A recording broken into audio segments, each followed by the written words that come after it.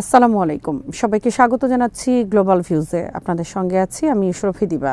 আজ জানাবো আন্তর্জাতিক গণমাধ্যমে আলোচিত সংবাদ ও বিশ্লেষণ। ফিলিস্তিনের গাজা উপত্যকায় যুদ্ধবিরতি চুক্তিতে আসতে বাধ্য হয়েছে ইসরায়েল। মার্কিন প্রেসিডেন্ট ডোনাল্ড ট্রাম্প চুক্তির প্রথম ধাপে দুই পক্ষের সম্মতি এসেছে বলে জানিয়েছেন। যুদ্ধবিরতি আলোচনার অন্যতম প্রধান মধ্যস্থতাকারী দেশ কাতার বলেছে, যুদ্ধবিরতি পরিকল্পনার প্রথম ধাপের সব শর্ত এবং বাস্তবায়ন প্রক্রিয়া নিয়ে একটি চুক্তি হয়েছে।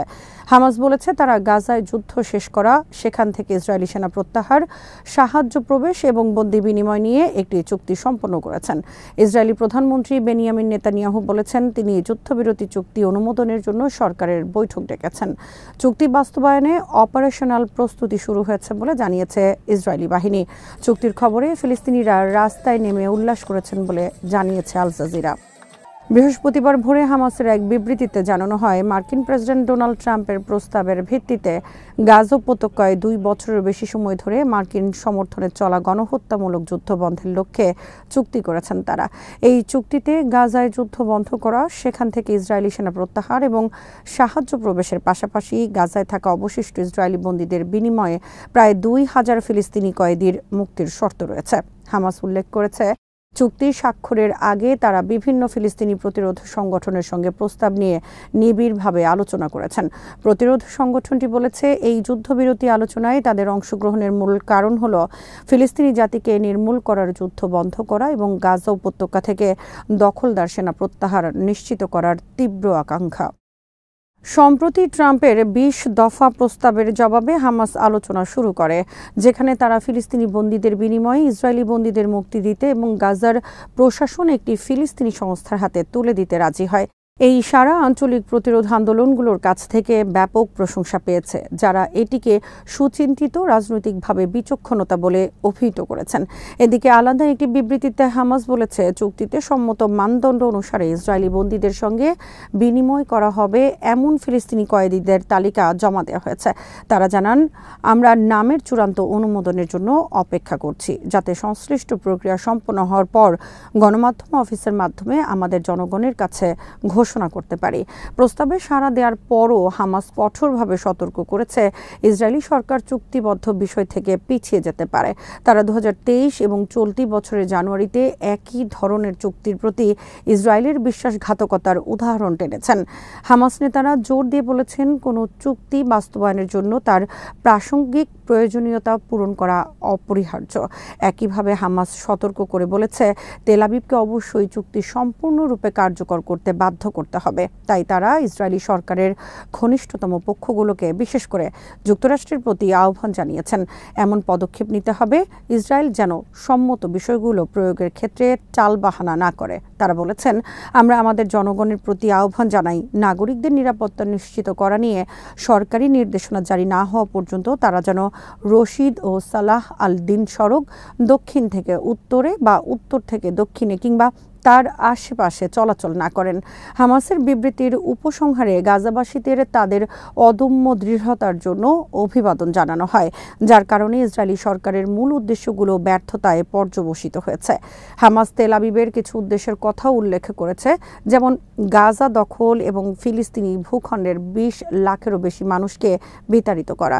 সংগঠনটি ফিলিস্তিনি জনগণের প্রশংসা করে বলেছে, তারা গৌরব, বীরত্ব ও সম্মানের অতুলনীয় অবস্থান তৈরি করেছেন, যে কারণে তাদের এবং তাদের জাতীয় অধিকারকে লক্ষ্য করে ফ্যাসিবাদী দখলদারিত্বের প্রকল্পগুলো মোকাবেলা করা সম্ভব হয়েছে। এদিকে হামাসের রাজনৈতিক ব্যুরোর সদস্য ইজ্জাত আল রিশক এই চুক্তিকে ফিলিস্তিনি জনগণের মহান আত্মত্যাগ এবং প্রতিরোধের শক্তির ফল বলে অভিহিত করেছেন।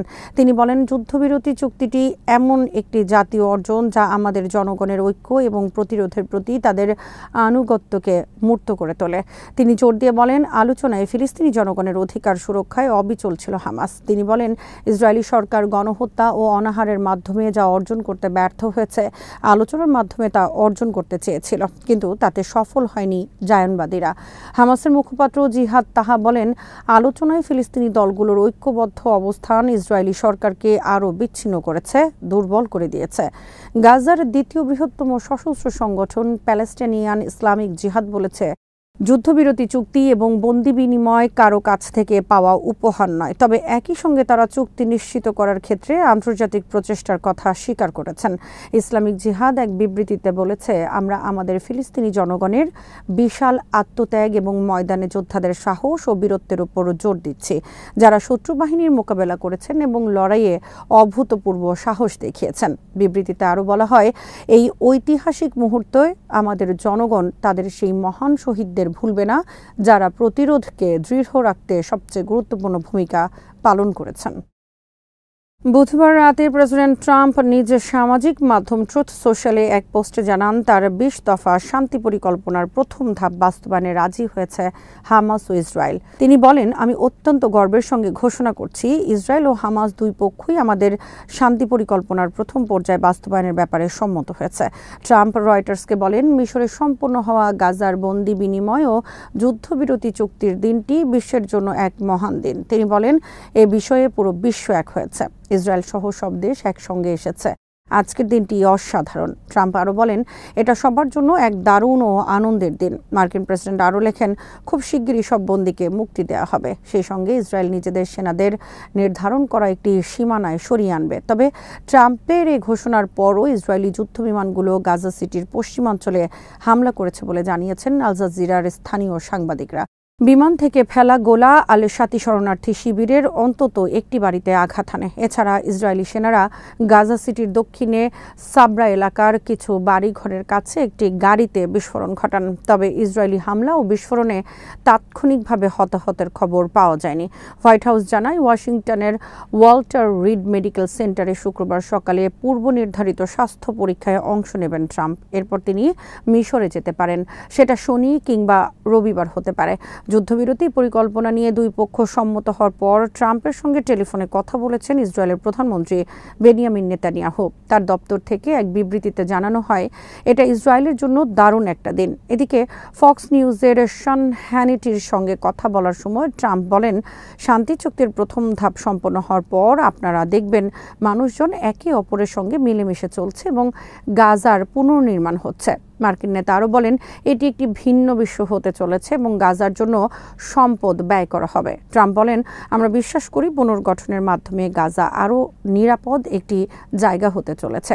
এই অঞ্চলের অন্যান্য দেশগুলো এর পুনর্গঠনে সাহায্য করবে, কারণ তাদের কাছে প্রচুর পরিমাণে সম্পদ আছে এবং তারা এটা করতে চায়। তিনি আরও বলেন, আমি মধ্যপ্রাচ্যের শান্তি নিয়ে খুবই আশাবাদী। ব্রিটিশ প্রধানমন্ত্রী কিয়ার স্টারমার চুক্তিকে স্বাগত জানিয়েছেন এবং ইসরায়েলের অবরোধের ফলে মাসাধিককাল ধরে ফিলিস্তিনি ভূখণ্ডে মানবিক ত্রাণ প্রবেশে যে নিষেধাজ্ঞা ছিল তা তুলে নেওয়ার আহ্বান জানিয়েছেন। স্টারমার এক বিবৃতিতে বলেন, প্রেসিডেন্ট ট্রাম্পের গাজা শান্তি পরিকল্পনার প্রথম ধাপের বিষয়ে একটি চুক্তি হয়েছে বলে শুনেছি, আমি তাকে স্বাগত জানাই। তিনি বলেন, এই চুক্তিটি অবশ্যই অবিলম্বে ও সম্পূর্ণরূপে বাস্তবায়ন করতে হবে এবং এর পাশাপাশি গাজায় জীবন রক্ষাকারী মানবিক সহায়তার উপর থাকা সমস্ত বিধিনিষেধ তাৎক্ষণিকভাবে তুলে নিতে হবে। যুক্তরাষ্ট্রে ইসরায়েলের রাষ্ট্রদূত ইয়োচিয়েল লাইটার বলেছেন, বৃহস্পতিবার দিনের শেষে ইসরায়েলি নিরাপত্তা মন্ত্রিসভা বৈঠক করবে। বৈঠকে তারা মুক্তির জন্য ফিলিস্তিনি কয়েদিদের একটি তালিকা অনুমোদন করবে। তারপরেই গাজায় থাকা অবশিষ্ট জীবিত ইসরায়েলি বন্দীদের মুক্তির জন্য ৭২ ঘন্টার সময় গণনা শুরু হবে। এর অর্থ হল, গাজায় আটক অবশিষ্ট জীবিত ইসরায়েলি বন্দীরা সম্ভবত রোববার বা সোমবার মুক্তি পেতে পারেন। মার্কিন সংবাদ মাধ্যম সিএনএনকে দেওয়া সাক্ষাৎকারে লাইটার আরও বলেন, ইসরায়েল আশা করছে যুদ্ধবিরতি স্থায়ীভাবে যুদ্ধের সমাপ্তি ঘটাবে, তবে এটি নির্ভর করবে হামাস চুক্তির শর্তগুলো কতটা ভালোভাবে বাস্তবায়ন করে তার উপর। তিনি বলেন, আমরা আশা করি এটি সম্পূর্ণভাবে শত্রুতার অবসান ঘটাবে এবং গাজাবাসী ও ইসরায়েলের স্বার্থে গাজার পুনর্গঠন শুরু করবে। লাইটার আরও বলেন, এটি কিন্তু প্রথম ধাপ এবং আগামী কয়েকদিনের মধ্যে আমাদের দেখতে হবে যে প্রথম ধাপটি সম্পূর্ণরূপে বাস্তবায়িত হচ্ছে কিনা। জাতিসংঘের মহাসচিব অ্যান্তোনিও গুতেরেস যুদ্ধবিরতির ঘোষণাকে স্বাগত জানিয়ে আশা প্রকাশ করেছেন দ্বিরাষ্ট্রভিত্তিক সমাধানের দিকে এবং ফিলিস্তিনি ভূখণ্ডে ইসরায়েলের দখলদারিত্বের অবসানের জন্য এটি বিশ্বাসযোগ্য রাজনৈতিক সমাধানের সময়োপযোগী সুযোগ হিসেবে করবে। গুতেরেস এই প্রয়োজনীয় অগ্রগতি অর্জনের জন্য যুক্তরাষ্ট্র, কাতার, মিশর ও তুরস্কের কূটনৈতিক প্রচেষ্টার প্রশংসা করেন। তিনি বলেন, জাতিসংঘ এখন গাজায় ত্রাণ বিতরণ, সেই সঙ্গে পুনরুদ্ধার ও পুনর্গঠনের প্রচেষ্টা শুরু করবে। গুতেরেস এক্সে বলেন, আমি সংশ্লিষ্ট সবাইকে চুক্তির শর্তাবলী সম্পূর্ণরূপে মেনে চলার অনুরোধ করছি। এদিকে আলোচনায় মধ্যস্থতা করা কাতার, মিশর, তুরস্ক ও যুক্তরাষ্ট্র চুক্তিতে উপনীত হওয়ায় ইসরায়েল ও হামাসের সিদ্ধান্তকে স্বাগত জানিয়েছে। এর বাইরে যেসব দেশ চুক্তিকে স্বাগত জানিয়েছে তাদের মধ্যে রয়েছে সৌদি আরব, সংযুক্ত আরব আমিরাত, জর্ডান, চীন, পাকিস্তান ও ইন্দোনেশিয়া। অন্যদের মধ্যে কানাডার প্রধানমন্ত্রী মার্ক কার্নি চুক্তির খবরকে স্বাগত জানিয়েছেন। ইতালির পররাষ্ট্রমন্ত্রী চুক্তিকে স্বাগত জানিয়েছেন এবং শান্তি রক্ষা বাহিনীর প্রয়োজন হলে সৈন্য পাঠাতে প্রস্তুত বলে জানিয়েছেন। নিউজিল্যান্ডের পররাষ্ট্রমন্ত্রী উভয় পক্ষকে একটি সম্পূর্ণ সমাধান অর্জনের লক্ষ্যে কাজ চালিয়ে যাওয়ার আহ্বান জানিয়েছেন। ফিলিস্তিনি প্রেসিডেন্ট মাহমুদ আব্বাস চুক্তিকে স্বাগত জানিয়ে আশা প্রকাশ করেছেন, এতে দুই রাষ্ট্রভিত্তিক সমাধান ত্বরান্বিত হবে।